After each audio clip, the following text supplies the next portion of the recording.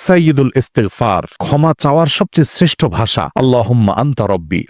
কত মধুময়, কত অর্থবহ, কত ঈমান জাগানিয়া, কত আপনার ঈমানি স্বাদ জাগ্রত করার মতো একটা দোয়া। আল্লাহুম্মা আনতা রব্বি, আল্লাহ আপনি আমার রব, আপনি আমার পালনকর্তা। আল্লাহুম্মা আনতা রব্বি লা ইলাহা ইল্লা আনতা, আপনি ছাড়া সত্যিকারের কোনো মাবুদ নেই। ওয়া আনা আবদুক ওয়া আনা আলা আহদিকা ওয়া ওয়া'দিকা মাস্তাতা'তু, আমি আপনার গোলাম, আপনার সঙ্গে আমার ওয়াদা রক্ষা করার আমি চেষ্টা করি মাস্তাতা'তু, যতটুকু সম্ভব হয়। আউযু বিকা মিন শাররি মা সানাত, আল্লাহ যে অপকর্ম আমি করে ফেলেছি, যে গুনাহ আমি করে ফেলেছি, এই গুনাহের যে ক্ষতি, এটা থেকে আমি আপনার কাছে পানাহ চাই, আমাকে যেন জাহান্নাম গ্রাস না করে, এই গুনাহের ফলে দুনিয়া যেন আমার ক্ষতি না করে। আউযু বিকা মিন শাররি মা সানাত আবুউ লাকা বিনি'মাতিকা আলাই, আল্লাহ আপনি কত নেয়ামত দিয়েছেন আমাকে, কত মানুষ কত কষ্টে আছে, আমাকে কত সুন্দর লাইফ আপনি দিয়েছেন। ওয়া আবুউ লাকা বিযামবি, এত ভালো লাইফ দেওয়ার পরও আমি আপনার নাফরমানি করেছি, সেটাও আমি স্বীকার করি। ফাগফিরলি, অতএব আপনি আমাকে ক্ষমা করে দিন। ফাইন্নাহু লা ইয়াগফিরুয যুনুবা ইল্লা আনত, কারণ আপনি ছাড়া আর কেউ ক্ষমা করে না। ভাইরা আমার, আল্লাহর কাছে চোখের পানি ফেলে সিজদায় গিয়ে একটু মাঝে মধ্যে একটু চোখের পানি ফেলে দোয়া করে কেঁদে কেটে দেখবেন, আল্লাহর কসম পৃথিবীর কোনো কিছুতে এত স্বাদ নেই